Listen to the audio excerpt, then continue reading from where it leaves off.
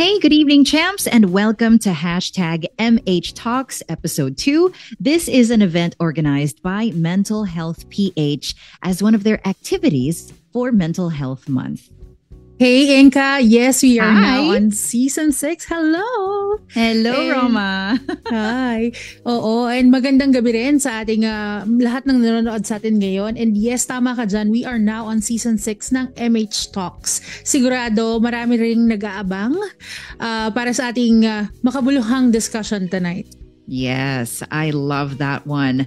So, Roma, it's so nice to meet you and work with you today. Have you been a mental health advocate for a long time now? Honestly, I am new to Mental Health PH. Love that. I love that. So I've learned about them nung pandemic.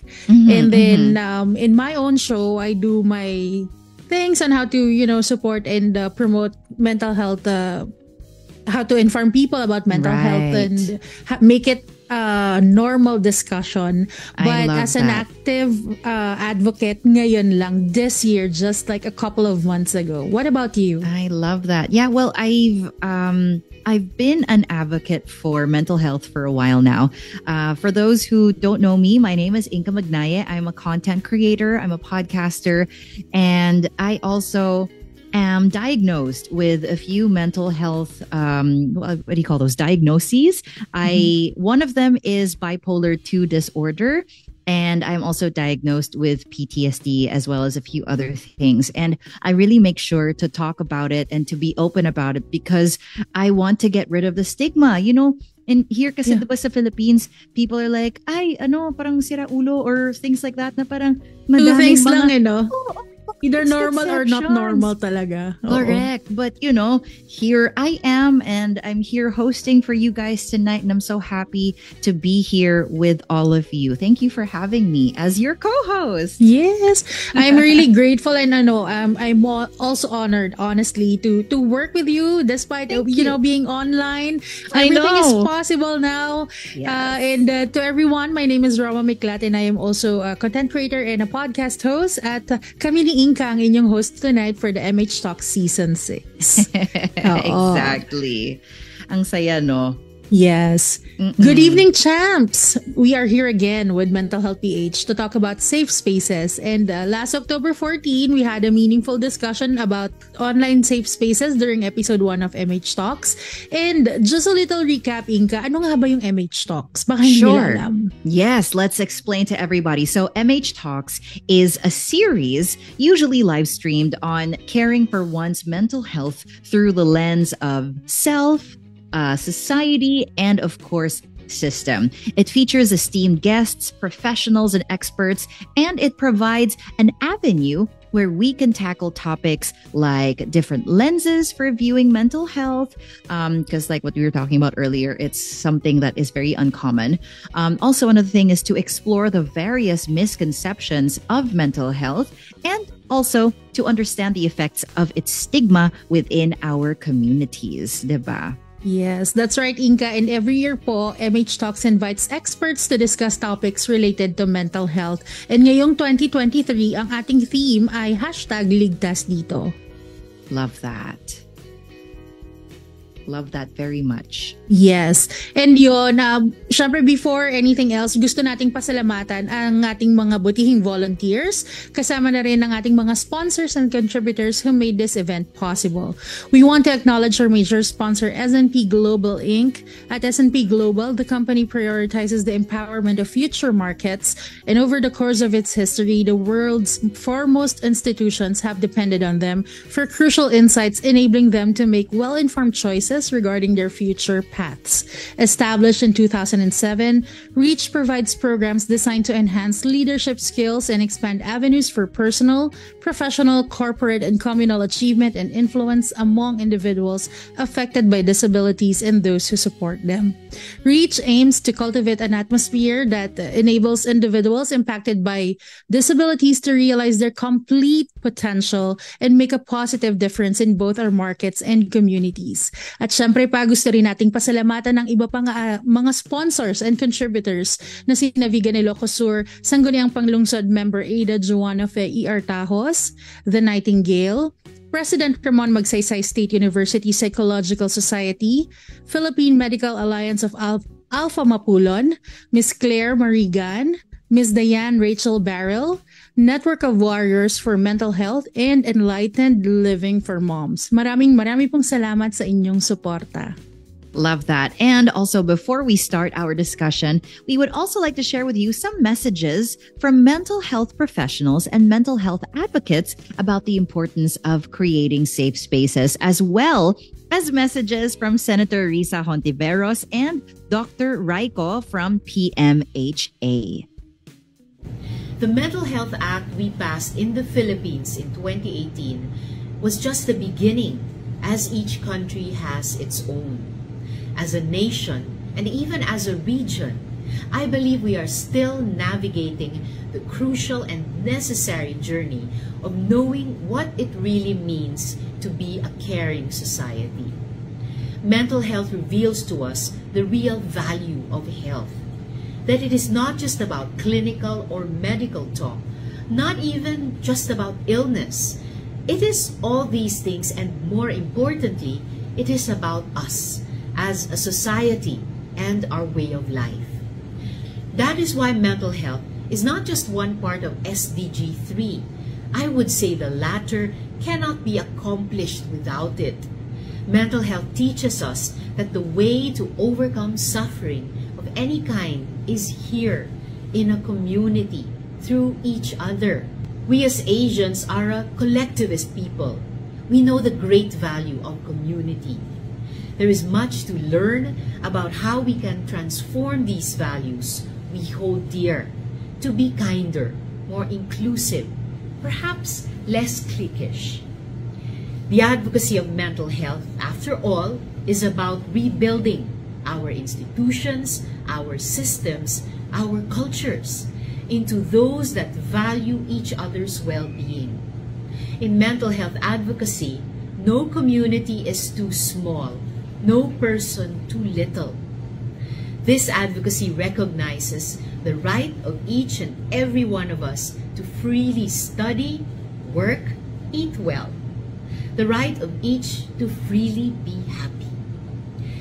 All these are the concerns of mental health, because all these are the foundations of a compassionate society.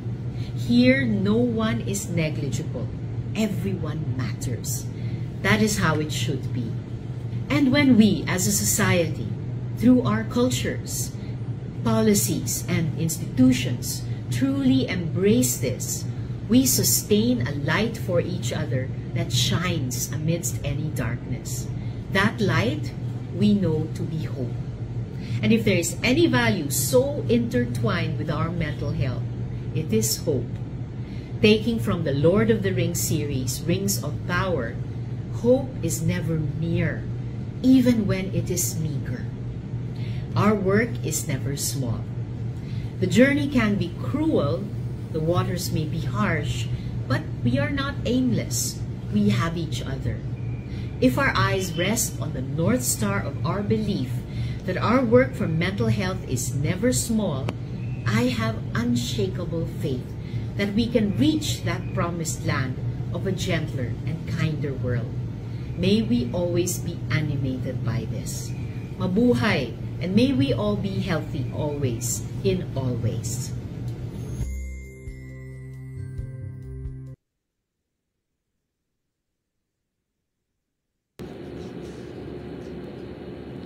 Hi, champs! Ako po si Carol Raiko, and I have been a mental health advocate for more than 2 decades now. I believe that mental health is a universal human right. We all deserve to receive quality care and be part of a nurturing community.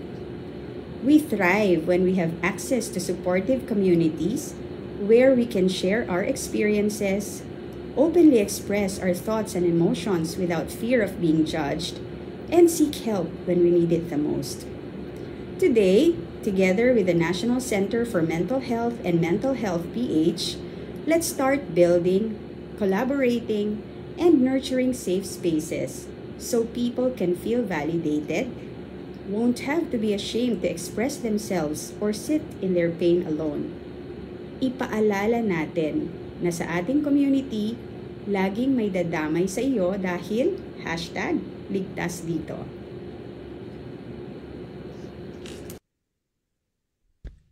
Thank you po for those inspiring messages. Thank you so much po for those inspiring messages. Inka, I think ready na tayo to start our first discussion. Absolutely. After hearing from both of them, I am so excited to get this ball rolling. So, Roma, allow me to introduce our first speaker. Yes, please. He is registered as a psychometrician and a psychologist. He is also the current head of the course audit program and a national lecturer for the Psychometrician and Psychologist Board Exam Review at RGO Psychology Review Center. In addition, he is also a part-time instructor at the Department of Psychology in Bulacan State University.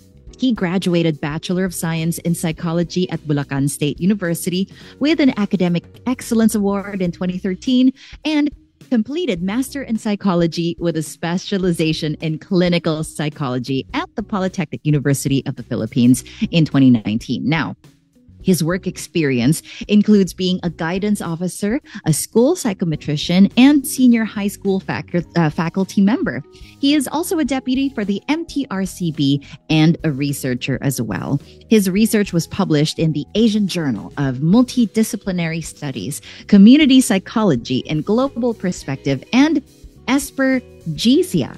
Did I pronounce that correctly? Yes, he presented his research at conventions and conferences hosted by different organizations such as the Psychological Association of the Philippines, American Psychological Association, International Conference on Economics, Business, Tourism, and Social Sciences, and the Positive Technology International Conference in Hong Kong. He was also awarded as the best presenter in the Education, Management, and Social Sciences category at the Asian Journal for Multidisciplinary Research Conference in 2019. Lastly, he is a member of the Psychological Association of the Philippines, Australian and New Zealand Mental Health Association, and the American Psychological Association. Let us all give a resounding virtual round of applause for Mr. Archie Sunga.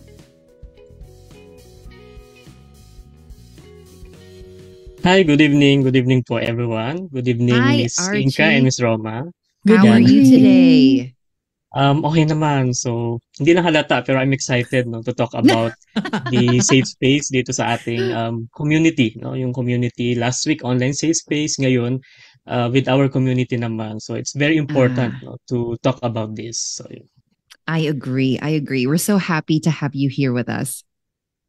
Yan. Tonight, sasabahan tayo ni Archie para pag-usapan natin, gaya nga ng nasabi niya, yung safe spaces for and by Filipinos. And sa first episode natin, like I said, nung last October 14, pinag-usapan natin about online safe spaces. Pero this time, pag-usapan naman natin yung space sa community. Ano nga ba yung importance ng safe spaces para sa ating mga Pilipino at paano ba ito nakakatulong sa ating mental health? Yes. Kayo mga champs, what kind of community are you hoping in the Philippines? Ano ba yung type ng community ang gusto nyong makita sa ating bansa? Yes. So, yeah. It's a great question. Yes, and yes. You guys can share your insights as you watch this. You can tweet us and you can even comment below. Whatever your insights are. And if you have any musings, you can talk together. Don't forget to just use the hashtags that we have here. So what kind of community do you hope to see in the Philippines? And now, Archie, we would also like to ask you, what kind of community do you hope to see in the Philippines? since our topic right now is safe space, no? Simple lang, no? I'm hoping to see a community where our members can freely express themselves with no judgment, no discrimination. Napakaganda pakinggan. Ay, napakasarap sa pakiramdam if ganun yung community natin. Do you think that's possible? um, it's idealistic siguro masabi natin, pero no, if we work together and Mm-mm. siguro if we know something or if we are educated about it, no, makakabit natin yun eh, no. Mm-mm. Paunti-unti, no. It's not a one-time process siguro, but with the help of everyone, no, ma-achieve natin yun. And kapag meron tayong safe space, no, we can build a community, no, na Yes. pinapangarap ko rin na mentally healthy community where talks about mental health will be normalized, no? And yung stigma Mm-hmm. talaga is ma-minimize, no? Mm-hmm. Yun nga sabi kanina, siguro we cannot entirely remove the stigma, but at least we can minimize, no? Together with the help, no, of our advocates, no? And we together with information campaign, no, ma-achieve natin yun. So yun lang yung pinapangarap ko and hopefully, no, ng lahat. And yun nga, hopefully, together with the help ng lahat, no, ma-achieve natin siya. I agree. Yes. And siguro, bilang nandito ka na and you have the expertise, can you give us some ways on how we can, enhance our capacity to nurture and establish yung safe space natin sa community? Mm-hmm. Okay, there are different siguro practices or ways, no, but it will depend on the needs, no, and in background and culture of our community, no. Remember that our community is diverse, no. We need a community na supportive, okay, with the members, no. I think it's important na unahin din natin yung community natin, no. Kilalanin natin yung community natin. Just like individuals, no, we have unique community rin. Okay, siguro we can ask questions, no, kung sino ba sila, kung ano ba yung background nila, and then by asking those questions, no, we can have a grasp, no, o kaya yung idea kung ano ba yung needs, no, ano ba yung pangailangan nila that can help, no, and then we can create programs, we can support them kung ano man yung pangailangan ng community natin, no, we can ask questions, then kung ano yung pangailangan nila, and then kung ano yung mga needs nila, doon tayo magsisimula, doon tayo magke-create ng programs that will enhance and improve, no, yung safe space and yung mental health na rin ng ating community.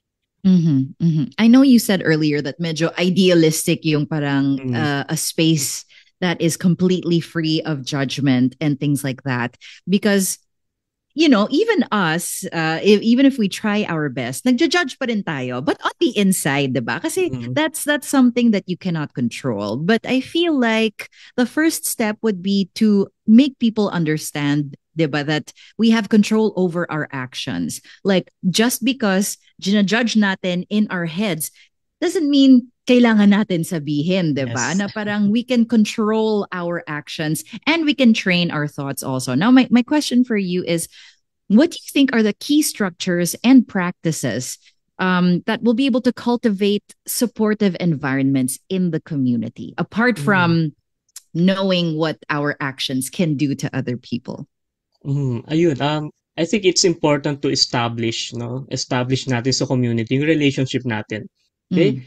Napapanahon ngayon actually, no, that in the barangay election siguro maraming lumalapit sa atin, no.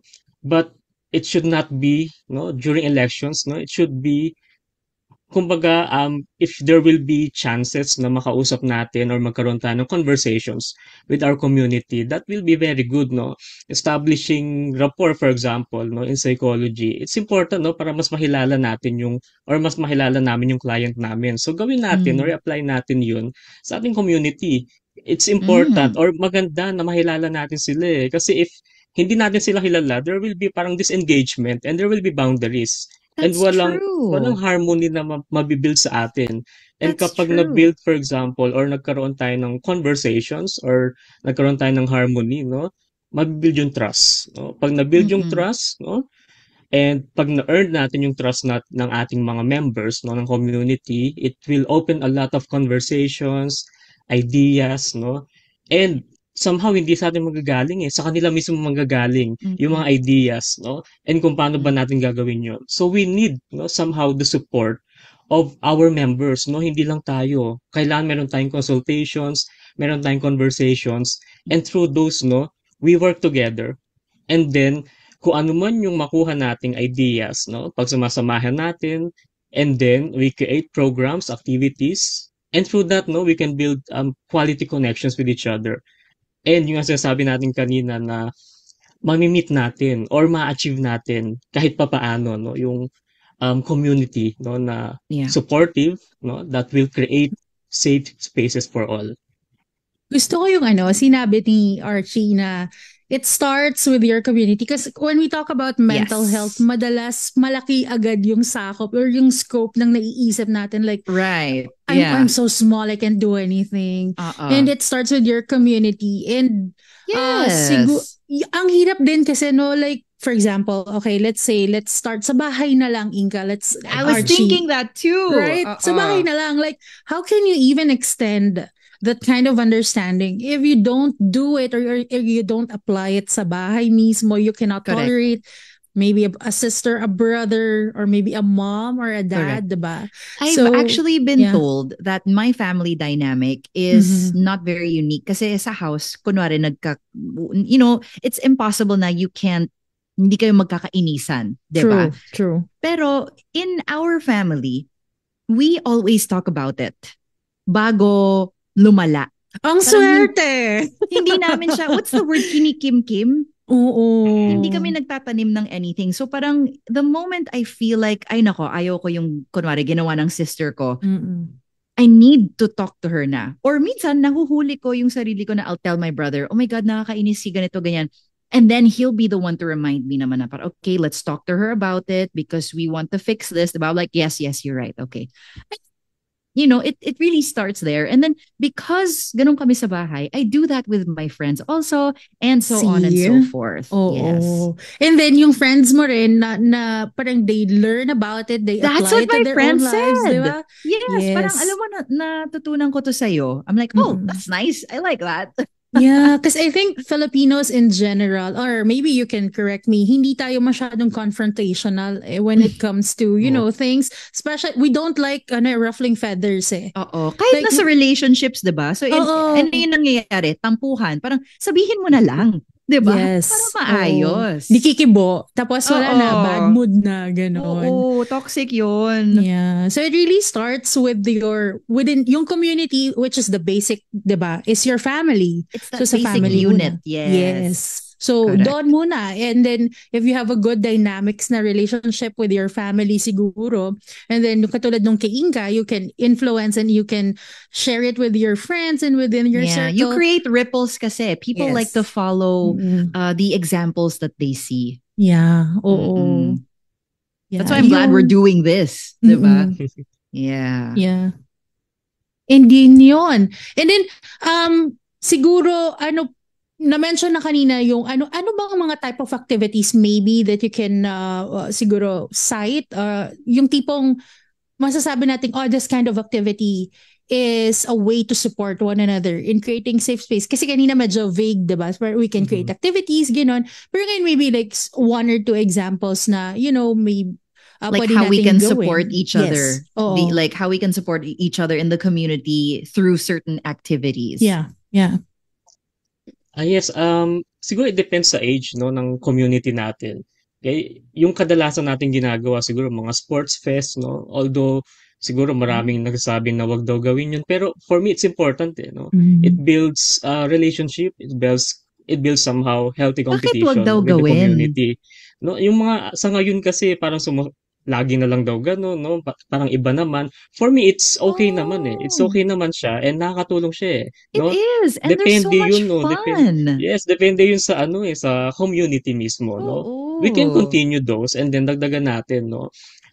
Siguro hindi lang tayo mag-focus sa isang sport, no? Because Filipinos, no, maraming sport pa, no, na pwede pang gawin, no? Hindi lang sa isang specific na sport lang. So okay yun eh. Actually, it's good, no, kaysa gawin ng ibang adolescents, for example, na ibang bisyo, for example, na pardon me for the word, no, mas okay na yun eh. At least makikilala na yung community and somehow, no, it will build somehow long-lasting relationships sa community. Another one siguro, any activities sa mga senior citizens natin, no?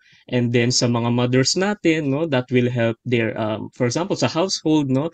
Sa mga simpleng activities lang na yun, no? Hindi kailangan siya na somehow complicated na gawin, no? Yeah. Ipagpatuloy lang natin kung ano yung naumpisahan natin. And ituloy-tuloy lang natin. and make sure no that it will be participated by the community, kasi pag kulang ng participation nila or kulang ng participation ng ating members, kumbaga hindi natin masasabi na it will be an effective Right. activity or program. So ipagpatuloy natin kung ano yung nasisimulan natin, no? And then ituloy-tuloy lang natin. And yun nga, as from our members, kung ano pa yung gusto nila, and then we work on that, no? Mas maganda yung ganun kasi kesa sa atin lang nagsisimula. Mas maganda na meron din silang naibibigay sa atin, because that's how community works, eh. No? Hindi lang dapat isa ang nagde-decide. Kailangan it's parang ano bang tawag doon? Parang it's the community who will decide kung anong gagawin. It's a collective decision. Yes, collective. Yes. Ayun, tama. Yeah. Kumbaga tanungin, ano ba yung kailangan rather than, okay, I'm gonna give you this, I'm gonna give you this. Yes. Kasi wala naman palang nasasagot doon sa True. bibigay, right? So at least they know what to give you if you tell them what you need. True. Yes. Nako, thank you so much sa pag-share sa amin ng inyong insights, Archie. And last week, diba, we learned all about creating safe spaces online. And now we learn more about creating safe spaces sa community. So, Archie, later, babalik ka sa amin. Babalik ka sa amin. You'll come back to us. Yeah, you'll come back to us so that we can Don't go ask away. you more questions. So relax Yes. ka lang muna dyan. Oo. And maybe, Inka, we can take a little break muna from our discussion kasi we have Yes. performers tonight at dalawa sila. So, mga champs, bigyan na natin sila ng virtual palakpakan. Ang unang performer natin tonight ay ang Kwaderno.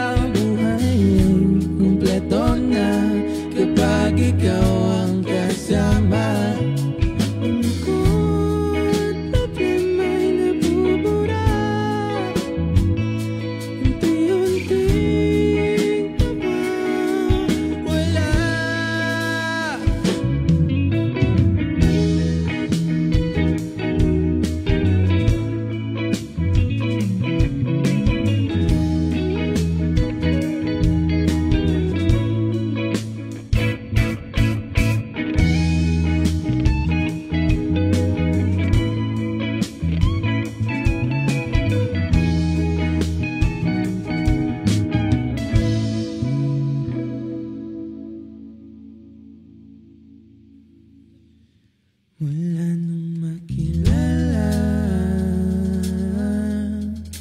di na nakakita ng iba. Buhay ay kumpleto na kapag ikaw ang kasama. Ito na, sasabihin ko na, sasabihin ko na,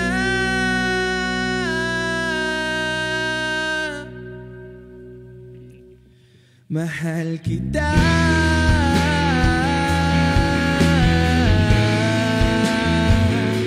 Mahal kita, aking sinta. Mahal kita.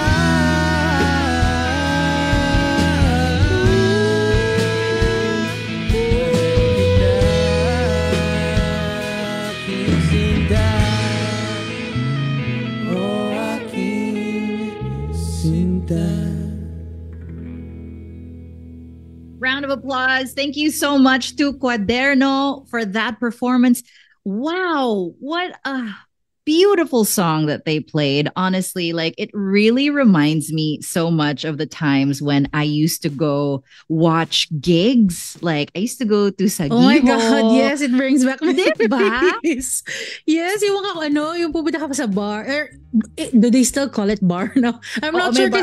Yeah, right? That's yung mga live bands, right? Yeah. And I super miss doing that. It's giving me such a pep right now to hear that one. Once again, that was Cuaderno for that wonderful performance. Thank you so much. But we have one more for you. And this one coming up is from Side Tangent Productions. They will be showing us a short film of theirs. Now sit back and watch.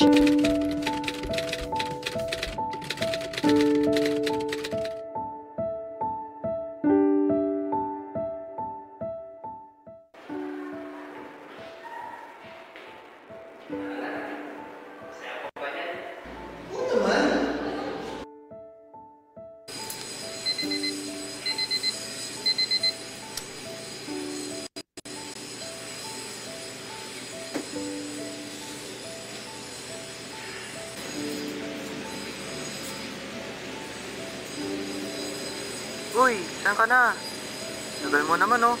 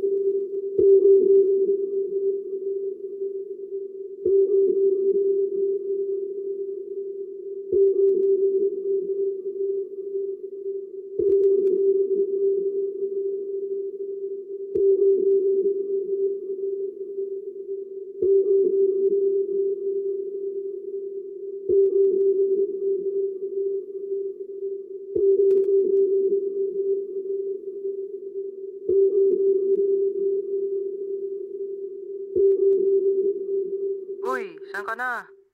Tagal mo naman, oh. Wala na Uy, ako. saan ka na? Wala na ako. Tagal mo naman, Wala oh. na ako. Wala na ako. Wala na ako. Wala na Uy, ako. saan ka na? Wala na ako. Tagal mo naman, oh. Wala na ako. Wala na ako. Uy, saan ka na? Wala na ako. Tagal mo naman, oh. Wala na ako.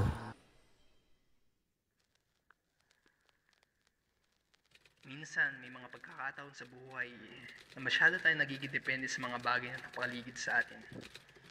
At di natin namamalayan na unti-unti o sadya nang nawawala ng tuluyan ng mga ito. Hindi natin masasabi kung saan, kailan, at paano.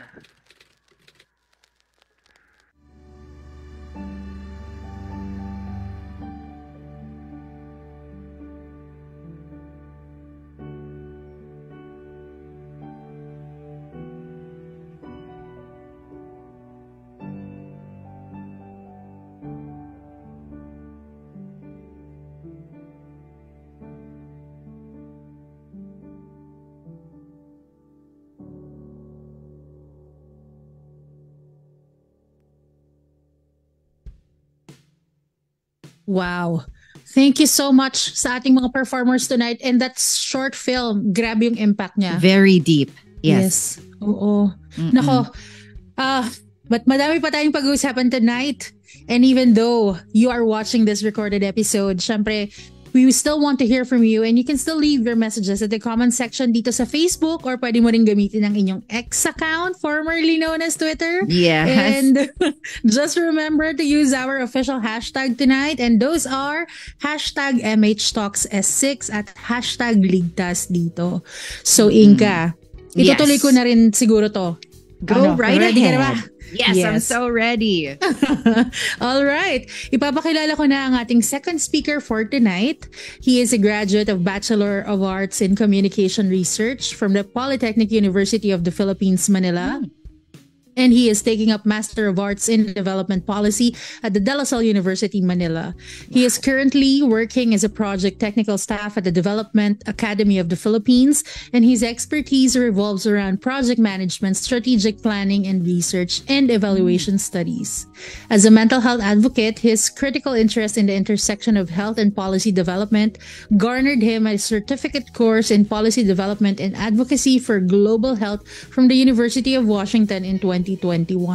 He is also part of the second cohort of the Origin Global ASEAN Australia Youth Mental Health Fellowship 2023-2024. Serving as one of the core officers of Mental Health PH, our speaker strives to promote and protect mental health in the Philippines, and he aims to contribute to building a mentally healthy community anchored towards self, societal, and systematic approaches. Mga champs, bigyan natin ng virtual palakpakan si Mr. Michael Angelo Pereira. Hello, Miko. Good evening, Miss Roma, Miss Inka, and Good to my evening. co-speaker, Sir Archie. Good evening. And to all who's listening sa ating episode today, magandang gabi po sa ating lahat. Yan. Welcome to MHTalks, Miko. Bibigay ko na sa iyo agad-agad ang sagot tuloy, ang tanong. Sagot agad. Siya pala yung sasagot, oo. Ibibigay ko na sa iyo yung tanong, oo. Ayun. Miko, how do you think can we foster safe spaces sa komunidad natin? That's actually a good question, Miss Roma, no? Mm. Human beings are innately social creatures. Totoo yan. Parang we are all wired to connect, to adapt, and to interact with each other. No? The purpose of survivability, we interact, cooperate, and work towards a certain degree of harmony. Taking that siguro into a Filipino context, naka-embed po sa kultura natin ang bits and pieces of the definition of what safe space is about. No? Isa dito yung konsepto ng bayanihan. We're all very familiar with that. It's a spirit of communal unity and cooperation. Meron din tayo sa konteksto natin, sa kultura natin, yung pakikipagkapwa-tao. It's an interpersonal relationship which describes social association between two or more people. So, for sure, marami pa tayong Filipino concepts there. I just want to highlight lang dito that uniquely embedded to sa kultura natin. Isa pa dito yung Filipino being hospitable. Di ba? Kahit Ay, saan, true. kahit saan man tayo pumunta, even outside the country. Bilang OFW, masasabi kong totoo yan. Yes. Right. So very hospitable, very genuine nga, no? I'd like you to translate that, no? I'd like to connect that kasi may disconnect. The disconnect lies on translating that concept of safe space into action. There are a lot of factors, no? Pero if we were put it into the mental health discussion, pasok dito yung presensya ng stigma, which really hampers the environment we're actually advocating right now. So I leave Interesting. You're right about so many concepts in our culture that is rooted in like being social and connecting with each other talaga. And I think that's also because these things are usually like a double-edged sword, right? Like we're being hospitable, but also that means we cannot be confrontational, right? Kasi hindi dapat happy ka, dapat mabait ka, ganyan. So there's that imbalance. So my question for you, Miko, is how can we ensure that safe spaces are accessible to all members of the community, regardless of their background or identity? Thank you so much, Inka. No? I'll answer the question siguro by going back first to the definition of what safe space is all about, di ba? Bawat isa sa atin kasi ay may sariling definition ng safe spaces. I do believe that kasi wala namang isang person shares the same exact definition because we have our own perception, our own experiences in life. Like for me, can I jump on that? What is your definition of a safe space? Like for me, para sa akin, ang safe space is equivalent to that of freedom. Nasa safe space ako if I am free to express myself, to express my thoughts, my presence, and if free ako to be at the moment. So why am I telling this? This is an important premise, no? Kasi we can only create and ensure a safe space environment if we know what is our safe space. I love that. That's true. Importansya niya, di ba? It starts with us talaga. It goes back with us, no? When we are aware of what safe space is, why is it important, it will be easier for us to create an environment where we can foster that safe space na accessible sa lahat ng members ng community. Community, I'm referring to even schools, workplaces, even yung komunidad natin sa local ground.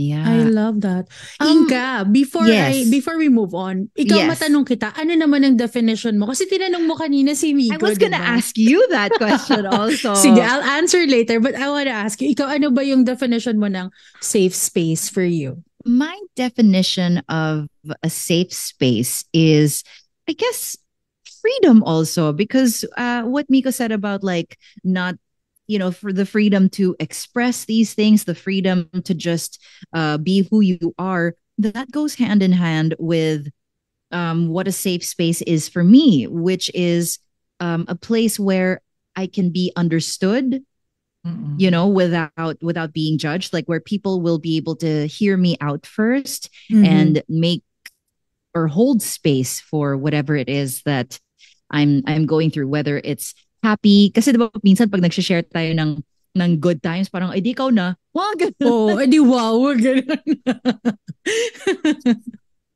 Share, diba? Or like minsan pag nag-share ng mga sad happenings in your life, to parang, kasi ganito, parang wag ka ganyan. Dapat happy tayo lagi. So parang, there's no holding of space for what people are going through. So I feel like that's a safe space for me. What about you?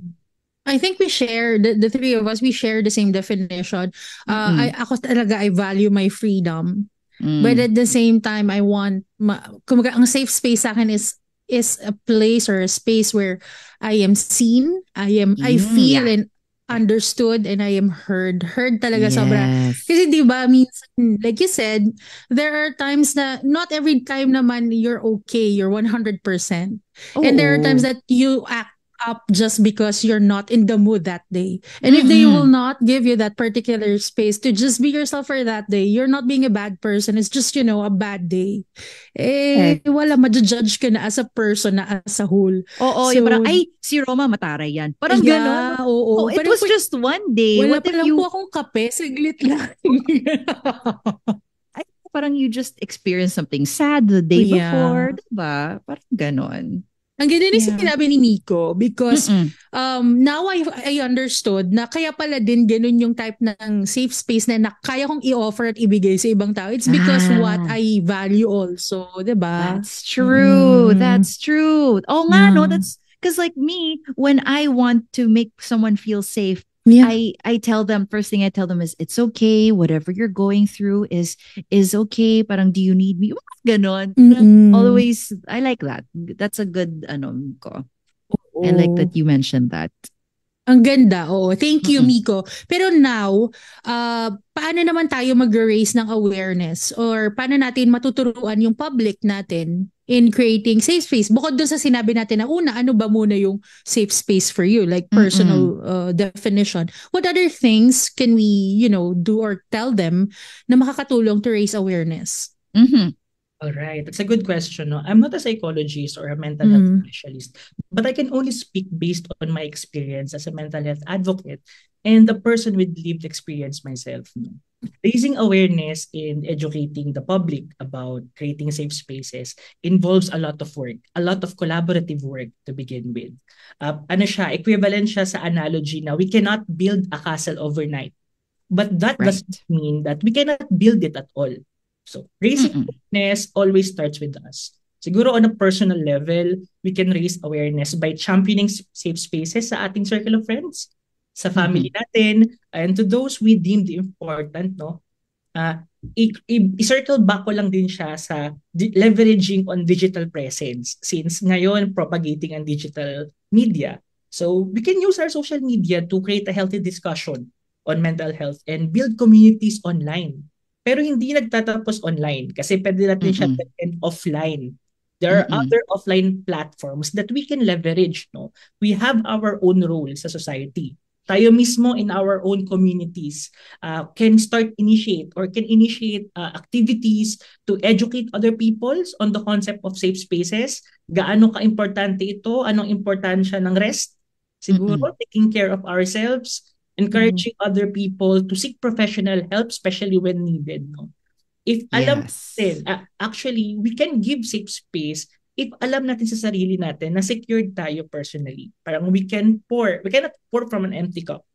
Siguro, we need to find our pockets of community where we can lodge in safe spaces. Right.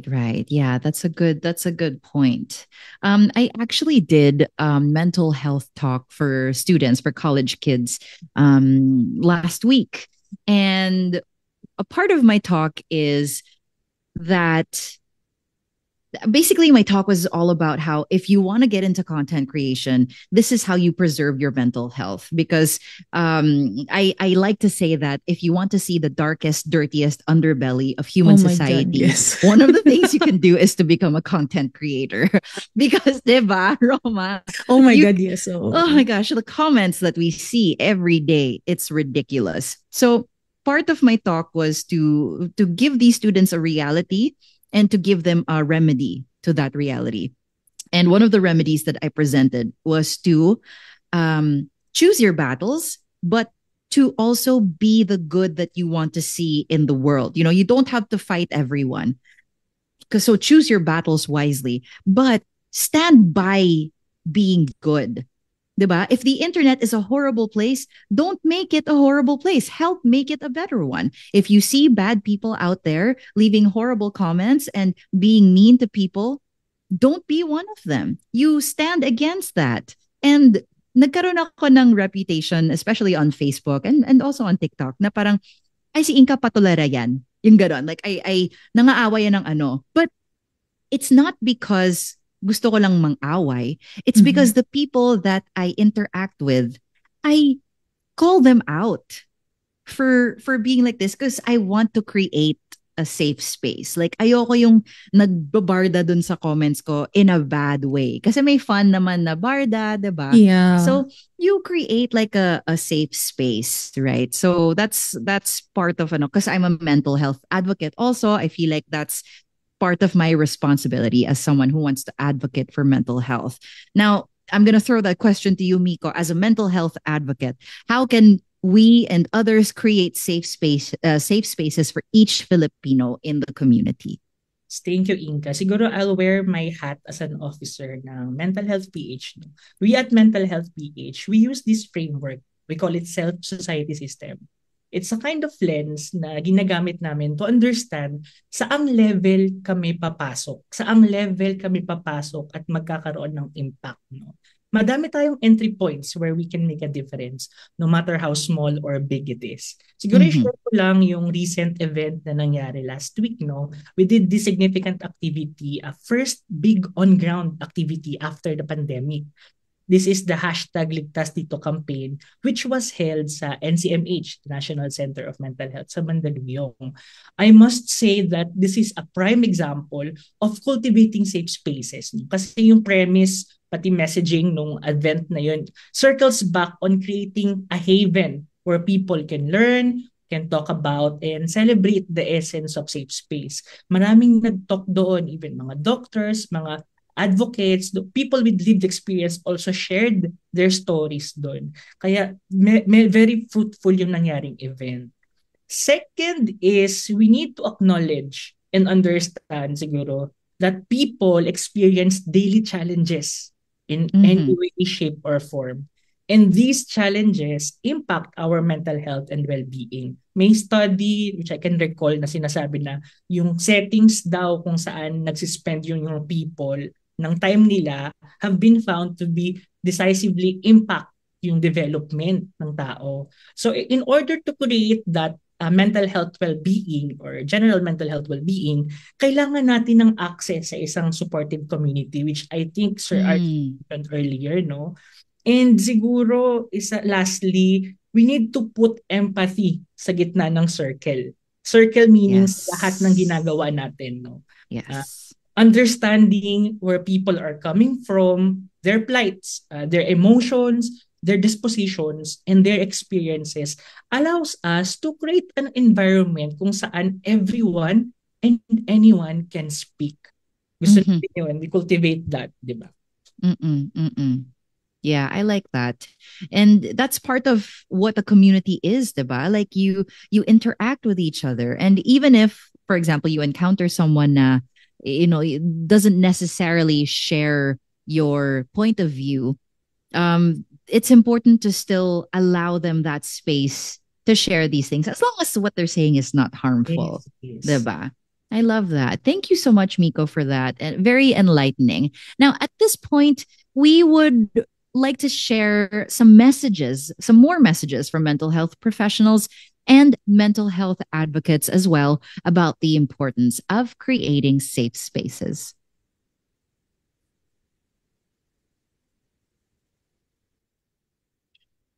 Hi, champs! Ako po si Jasmine Castillo of Child Fund Possibilities, and I have been a mental health advocate for 22 years. I believe that mental health is a universal human right. We all deserve to receive quality care and be part of a community.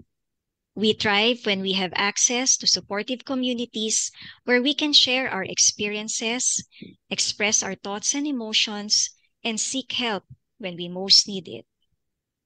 Malaki din ang naitulong sa akin ng safe spaces. Bukod sa aking pamilya at malalapit na kaibigan, safe space ko din ang aking mga work colleagues. Since I work also with a team of mental health advocates, malaking tulong sa amin ang aming practice to regularly check on each other, to support and reach out whenever we feel vulnerable. At dahil dito, I continue to grow in many aspects of my life over the years. Today, together with the National Center for Mental Health and Mental Health PH, let's start building, collaborating, and nurturing safe spaces to people so they won't have to sit in their pain alone. Ipalala natin sa ating community, laging may dadamay sa inyo. Dahil ligtas dito. Hi chums! Ako po si Sherman Troy M. Gayamo and I have been a mental health advocate for 3 years kasama ng aming grupo o organisasyon na Junior Social Worker Association of the Philippines, Cavite State University Chapter. I believe that mental health is a universal human right. We all deserve to receive quality care and be part of a community. We thrive when we have access to supportive communities where we can share our experiences, express our emotion, and seek help when we most needed it. Malaki din ang naitutulong sa akin ng safe spaces, lalong-lalo na sa aking mga kaibigan dahil doon nagkakaroon kami ng kwentuhan and nakakapag-share kami ng aming mga experiences and opinions and mga concerns sa aming mga buhay. And through that, nakakapag-release kami ng mga stress and nagkakaroon kami ng sign of relief which is very helpful sa aming social functioning sa loob ng aming school and sa labas. And ayun lamang po and maraming salamat. Hi champs, I am Jesusa Bianca Fernandez and I am a practicing counselor for 11 years. I believe that mental health is a universal human right and we all deserve to receive quality care and be part of a community. It is significant for an individual to have a supportive community in where a person could thrive, express oneself without inhibitions, share experiences, express thoughts and emotions, and seek help when necessary. Malaki din ang naitulong sa akin ng safe spaces because even as a professional, I too encountered challenging times. And knowing that I am free and safe to express my thoughts and my emotions, I am more confident in dealing with these adversities. Thus, it is also making me improve as a counselor as I help my clients navigate through their own mental health concerns. So today, together with National Center for Mental Health and Mental Health PH, let's start building, collaborating, and nurturing safe spaces so people won't have to sit in their pain alone. Ipaalala natin sa ating community, laging may dadamay sa inyo dahil ligtas dito. Hi champs, ako nga pala si Archie Sunga. Isa akong psychologist, consultant, at mental advocate mula pa noong 2015 at ngayon parte ako ng Mind Plus.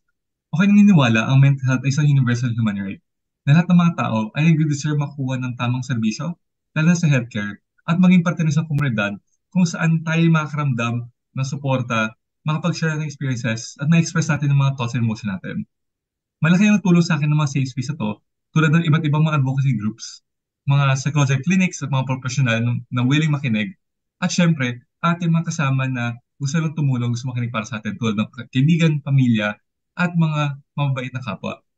Ngayon, kasama ng NCMH, Mental Health PH, iba't ibang mga mental health advocacy groups, iba't ibang mga partners natin dito, tayo magsimula gumawa at mag-collaborate, magpalago ng ating mga safe spaces. So mga tao, hindi na makaramdam ng sila yung nag-iisa sa kanilang sakit. Ipaalala natin sa ating community na lagi may nadamay sa iyo dahil ligtas dito. Thank you. Oh, I love those messages. So nice. And I feel like those are the things that, people need to hear talaga so that they can understand that they will never be alone. Sometimes when you hear that one thing, parang I make content din kasi like that na parang, hey, I just wanted to let you know that whatever it is you're going through, I know it's been so hard. Kasi parang just to acknowledge, parang, it's been so hard and you're doing so well. I just want you to know that I'm proud of you and you're never alone. And that is enough. I think people don't realize that to help someone or like to help someone have better mental health, it doesn't have to be big and grand gestures. Yes. You can start very small just by saying, hey, I'm proud of you.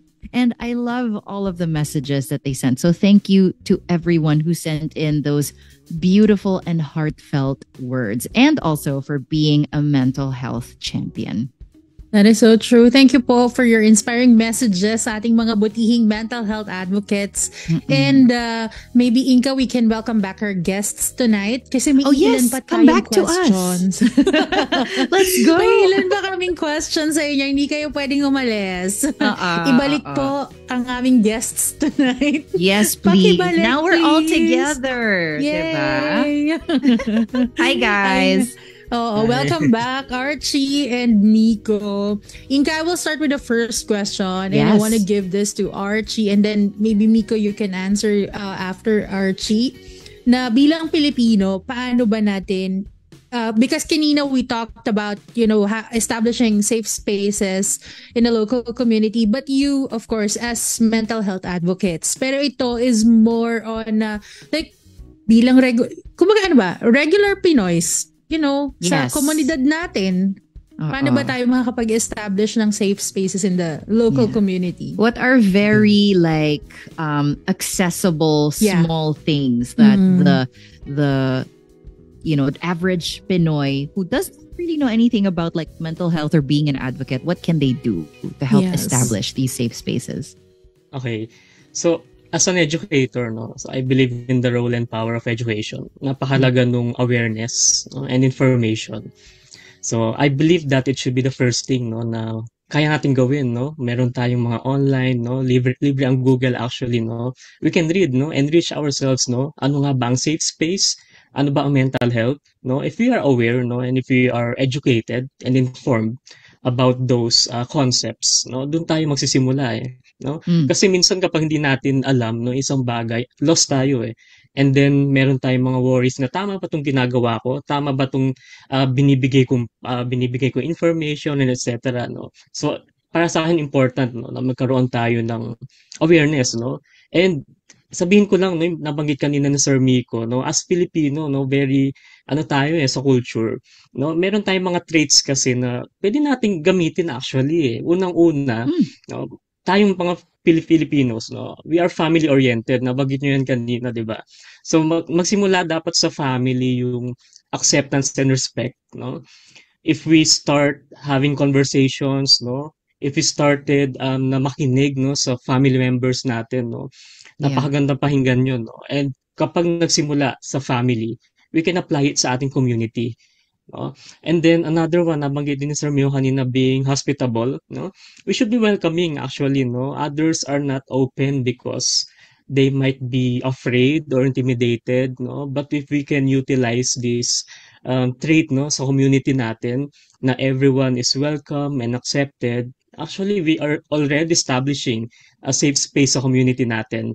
And yun nga, yung sa bayanihan, nabanggit din ni Sir, we need the participation of our community. Ang program will not be successful without the support of our members. We should work together in promoting and establishing safe space sa ating community. And lastly, hindi to maging successful if hindi tayo nagsimula sa sarili natin.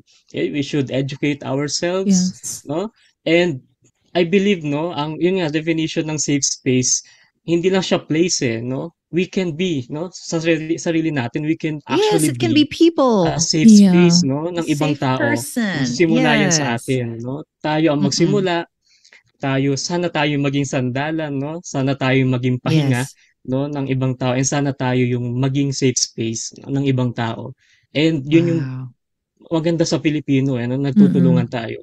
And yun nga, sana tayo yung maging safe space also ng iba. Yun lang po. Yeah. Thank you, Archie.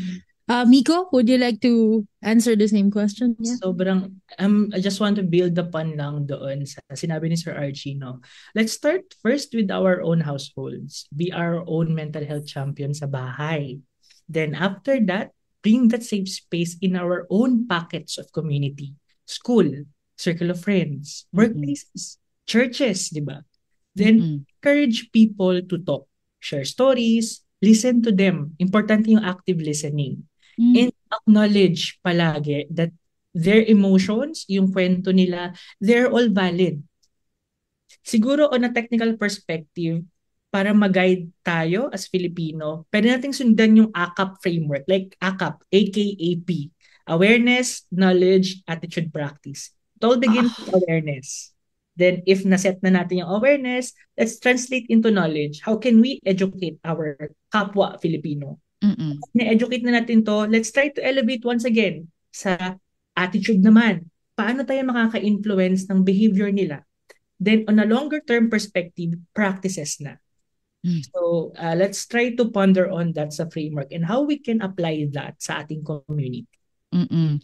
I really like also it starts with the household. I wanted to build on that also because I just when you think about it, I saw this in a video recently where this guy was talking about how you need to be aware of how you treat your closest loved ones. Kasi more often than not, we save the best of ourselves for strangers. Diba? Napaka-polite natin. Yeah. Parang, best foot forward lagi. Pero pag uwi natin sa bahay, parang, you talk to your family na parang very rude, very, condescending. Kasi kapatid ko naman yan eh. Diba? Yung mga ganon. Why do you save the worst of yourself for your family? Diba? Or your asawa, your anak. And speaking of anak, hindi ako parent ha, pero I was a child and I've had parents. And when you think about it, parang as a kid growing up, the reason why I'm like this is because my parents are like this. So I follow their example because the parents are the first examples of children. So if your child or if your anak grows up to be someone who's not that nice, well, maybe think about what kind of person you were modeling for them when they were younger. Diba? Small example is I was never hit by my parents. I grew up in a house with no hitting, no physical discipline.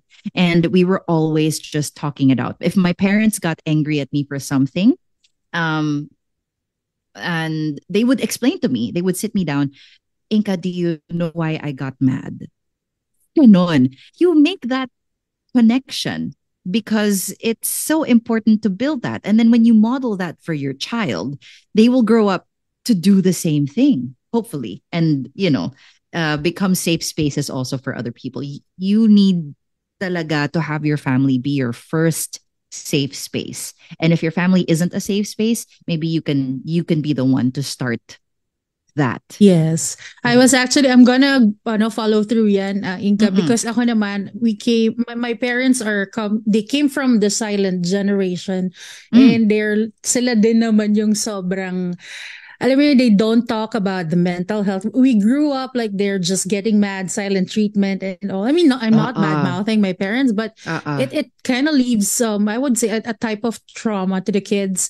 But then we as kids, as their children, we talked about this and then sabi namin, ayaw namin ng ganon.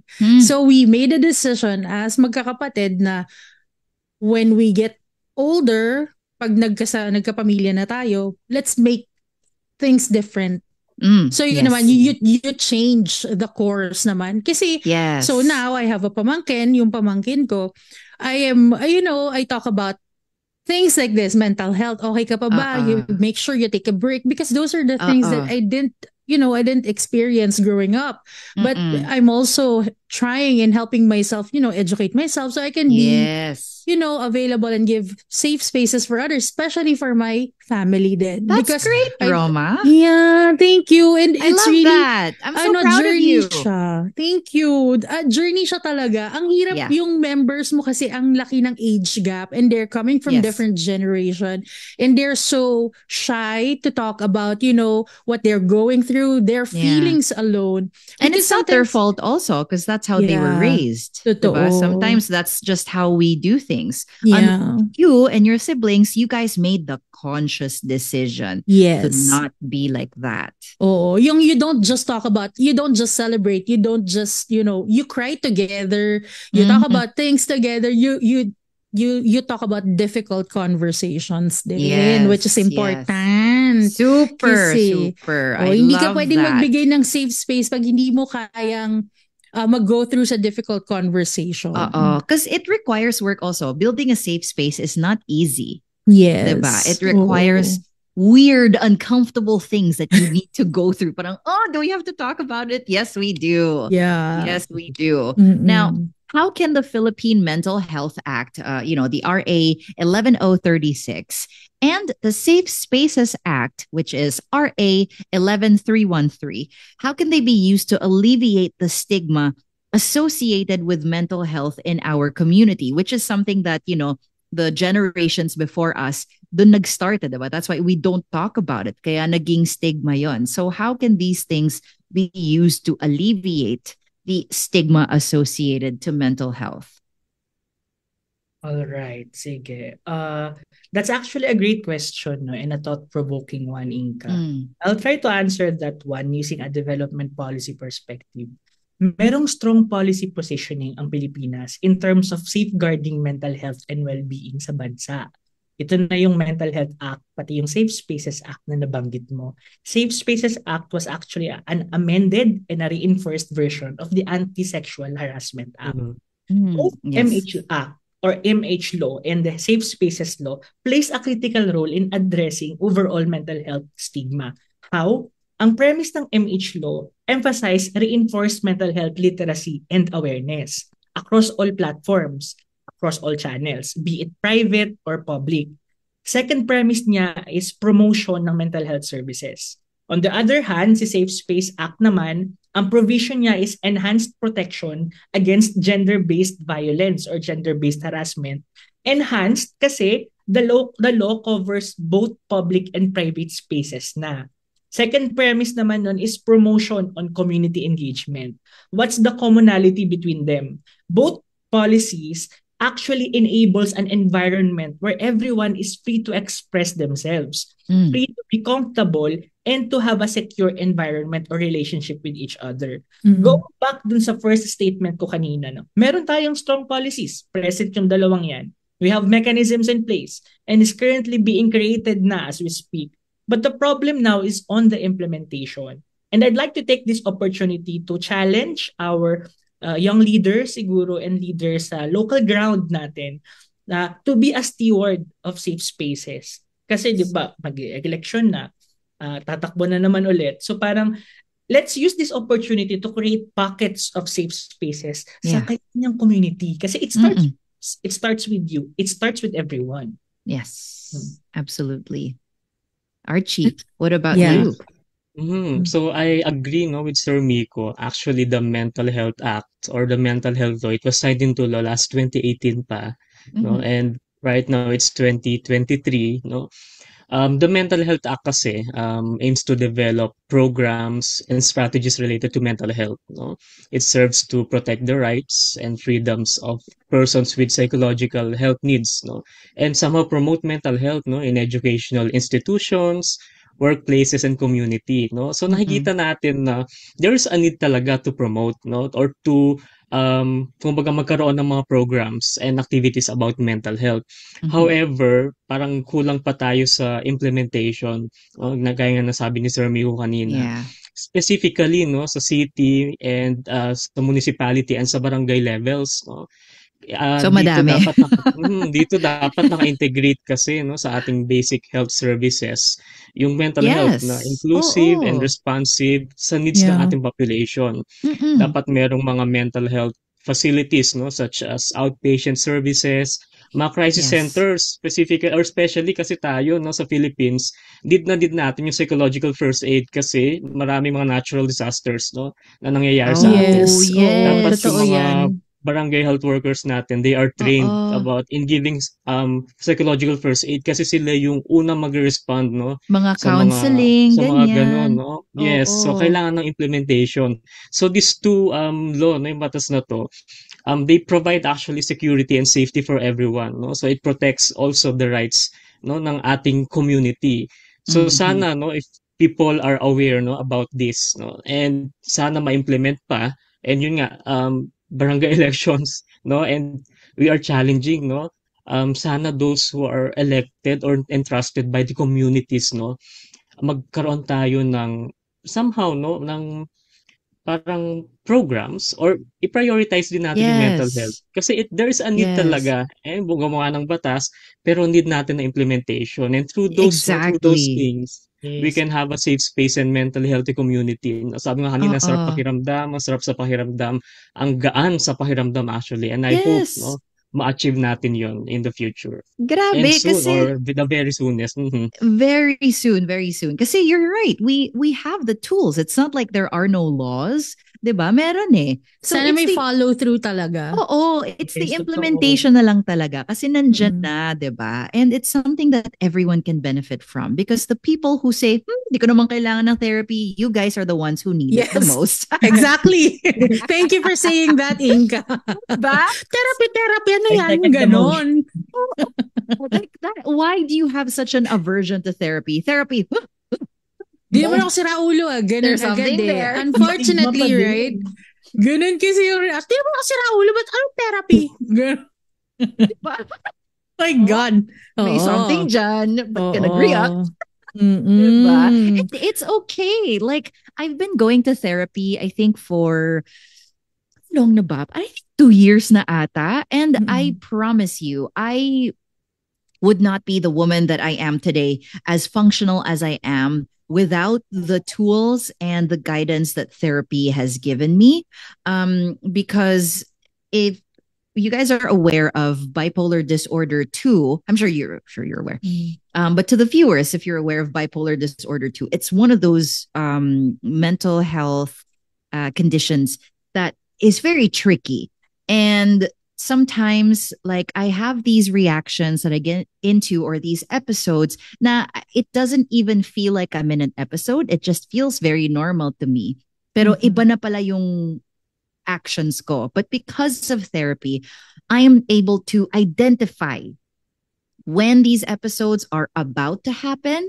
And kasi parang napapansin ko na because you become aware of yourself, that and these things that I didn't even know were happening until I worked with my therapist for a while now. She's like, oh, so do you notice? Like, I love my doctor, Doc Lovey. I love you so much. She would say these things, parang, oh, so maybe this is happening to you because of like this, like that, like that. And I'm just like, oh nga. Just put it together. So after a while, you become more and more parang able to help yourself in these things and help manage your reactions and how you react to the world. Because when you're able to help yourself become a safe space for your own head, you can help make the space around you safe for other people, because your mental health not just affects you, it affects the relationships around you kasi, diba? Thank you, sobra. Thank you for sharing that, Inka. I really, I want to honor you for sharing yung, kasi hindi lahat ganyan katapang, or I really want to say, I want to use the word brave, because not everyone can, go to a platform and, just talk about yung mental health diagnosis nila and how it can help other people, just like talking about, oh, this is the best purchase that I got. Sometimes it's easier to talk about other things rather than yung yung importante talaga. And no matter what we say, lahat makaka-connect dyan when it comes to mental health, diba? Yeah, I agree. Well, thank you so much for letting me share that. And also, thank you so much for joining us today, Archie and Miko. Our discussion was so meaningful. Yes. No? Don't you think? It was so nice. We learned so much and all of these things. And, at this point, we would like to invite you guys, if you want to plug anything or promote anything, any projects that you guys are doing. Let's start with Miko. Okay, siguro to continue our discussion about safe space, this time sa Twitter naman, or X, I don't know the name, no? May I invite you to tune in sa Twitter space natin for the Usap Tayo or hashtag Usap Tayo. Ito po ang longest running social media campaign ni Mental Health PH this coming October 30th. Also, we have a podcast. You can subscribe to Empowered Talks. Meron po kaming pockets of stories there featuring the essence of safe spaces, and that would be all. Thank you, Miko. Archie? So, ako naman wala naman masyado, no? So, I will just say something, no? Anyone can be a mental health advocate. Yes. So, sa mga nakakapanood sa atin, no? Let's start, no, advocating for mental health, and let's start creating our safe space, no? Kasi napaka-importante niya. And thank you so much sa Mental Health PH, no, for doing this initiative, no, and using social media platforms kasi maraming marireach, no? Especially mga areas na malalayo, no? Kasi sa atin, konti talaga yung mga mental health professionals. So, thank you Yes. talaga, no? Thank you so much. And I hope, no, mag-continue pa, no, yung ating programa na ganito. And marami pang matulungan mga tao dito sa ating community. Thank you so much. For sure. Thank you so much, Miko and Archie, for again sharing your expertise and your experiences and your insights. We've learned so much and we're able to have such a healthy discussion around this one. And as we end episode 2 of hashtag MHTalks, we would again like to acknowledge our sponsors and our contributors. We would like to acknowledge our major sponsor, S&P Global Incorporated. At S&P Global, the company prioritizes the empowerment of future markets. Over the course of its history, the world's foremost institutions have depended on them for crucial insights, enabling them to make well-informed choices regarding their future paths. Established in 2007, Reach provides programs designed to enhance leadership skills and expand avenues for personal, professional, corporate, and communal achievement and influence among individuals affected by disabilities and those who support them. Reach aims to cultivate an atmosphere that enables individuals impacted by disabilities to realize their complete potential and make a positive difference in both our markets and communities. Now, we would also like to acknowledge our minor sponsor, Vegan Ilocos Sur SPM, Ada Joanna Fe E. Artajos, and we would also like to recognize our contributors, The Nightshade, President Ramon Magsaysay State University Psychological Society, Philippine Medical Alliance of Alpha Mapulon, or PMAAM, Miss Claire Marie Gan, Miss Diane Rachel Barrel, the Network of Warriors for Mental Health, and Enlightened Living for Moms. Now, to all our sponsors and to our contributors, we would just like to say a big thank you very much for making this happen, because this is so very important. Now, Roma, ang dami nating insights na na-share, di ba? Oo, grabe nga. Ano ba ang favorite mong part? Or ano yung takeaway mo from this? Because this is your first time also to host the MHTalks. Yes. How is it for you?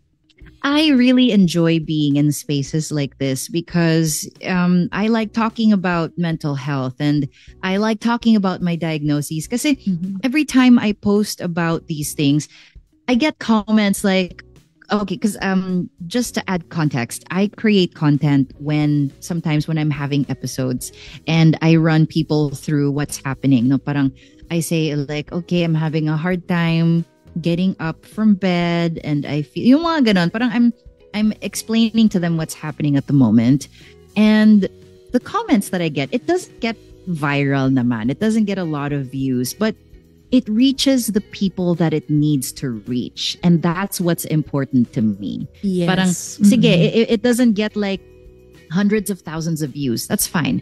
But, you know, the 10K views that it gets, for example, those 10K really need to hear that.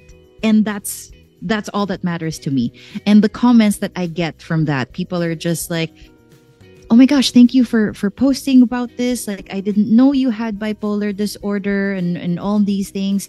It makes me feel better. Like, that's what I want. I want people to know that they're not alone. I want people to know that their mental health does not define them. It's a part of them, but it does not, diba? But it does not make them who they are. Like, they can still do whatever it is that they want to do while they have these things, because we don't really have a choice. You know, we have it. In the same way that having asthma does not define me. Diba? It's the same thing. It's just asthma is a physical condition and bipolar 2 disorder is a mental condition. So it's just something that we have, and I want people to understand that. So it's been such a pleasure to be a part of hashtag MHTalks. I love that. Thank you. Actually, Archie, Miko, Inka, I want to thank you guys kasi you've shared your time and insights tonight, and ang hope ko rin is ma-inspire yung audience natin to be more brave and, again, to talk about mental health more. Bakit natin paulit-ulit na sinasabi to? Kasi nga, we parang hindi pa natin naiintindihan na yung mental health is actually a right. diba? Kasi for a lot of people, they see it as a privilege, you know. Of course, we acknowledge na hindi lahat may access sa mental health professionals. It's quite expensive also. Yes, and that is why we are very thankful for ganito yung mga organizations na like Mental Health PH, and they're doing these kinds of activities because in their own ways, in our own ways, we try to educate you guys. We try to, you know, inform you that, you know, there are things that you can access. At pwedeng may, halimbawa, gusto nyo lang ng kausap, diba? Mayroon hindi nyo kailangan magbayad, hindi nyo kailangan i-disclose yung pangalan nyo kung hindi pa kayo ready, but you just wanna talk about it. And siguro, isa sa talagang challenge din na nakikita ko when it not just the Philippines, Inka, it's just the entire world. It's, you know, spreading the correct information when it comes to mental health. Kasi nga, na-touch natin to in episode 1 na kaya rin hindi siya napapag-usapan kasi kulang sa information. Correct. Which it leads to fear and discrimination. So talagang malaking bagay for us, for everyone, for our fellow Filipinos na magkaroon ng safe na space, kumbaga ligtas na espasyo, whether sa bahay, sa community, or online. Yes. Like every time I tell people that I have bipolar disorder, people are just like, huh? Because in their heads, parang they have an idea of what someone with bipolar looks like. Ay, ganito, ganyan, ganyan. They have a specific itsura kasi, no? Na parang, okay, it can happen, but it doesn't mean that that's what they are. And that's what it is, diba? So you're right. It's really important to get these kinds of information out there. And, you know, mental health talks like this, Mental Health PH, is one way to get these resources to people for free. Yes. And I'm really happy and grateful to be part of this and to work side by side with you guys, with Archie, with Nico. Me too. I'm you, so happy Inka. to be a part of this. Oo. And ayun, gusto namin kayo, to our audience tonight, marami pong salamat sa pagsama sa amin mula episode 1 ng MHTalks hanggang ngayong episode 2. At sana marami rin kayong baon gaya namin ni Inka, ni Miko, and ni Archie. And I want to take this chance na rin to invite everyone to check out the episodes ng Empowered Talks because we did a couple of episodes with Mental Health PH. So yung latest po namin, we featured 5 kwentong paghilom na ibinigay sa amin ng mga letter senders. So these are the people who had who have lived experience, or some of them are still going through it, but you know, they're braving it every day. And you can listen to that sa Spotify or kung saan ka ba nakikinig ng podcast nyo. And you can also watch the clips and full episode naman. We did an episode on suicide for the suicide month, on how you can be, you know, a safe space for the person in your life, maybe a friend, a family, a coworker. How can you have that kind of conversation with them? We did that also. That's on YouTube. So, ayun lang po. I hope that you support all the future events of Mental Health PH. Definitely. And we just like to say again, thank you to everyone who joined us tonight. Don't forget to follow #Mental Health PH on Facebook, Instagram, and on Twitter or X. To again, look forward to more of the campaigns that we're having here. My name is Inka Magnaye. I'm a content creator. You can find me across all of my social media platforms. It's at INKAMAGNAYE. Thank you, Inka. At ako naman po, si Pia Words back. Charing. Medyo puyat na plus size Pia Words back. Mamagulat sila, ano ba ito? Mali yata ito. Hindi. Ako po si Roma Miclat at kasama po ang Mental Health PH. Handang maging karami at maging tagapakinig. Maraming salamat. Ipagpatuloy mo lang ang iyong magandang kwento. Create safe spaces in our community dahil #Ligtas dito. I hope you guys have a relaxing weekend and be Happy safe. Halloween. Okay. I'm sorry? Happy Halloween. Oh yes, happy Halloween. Have a relaxing weekend, everyone. Bye. Bye.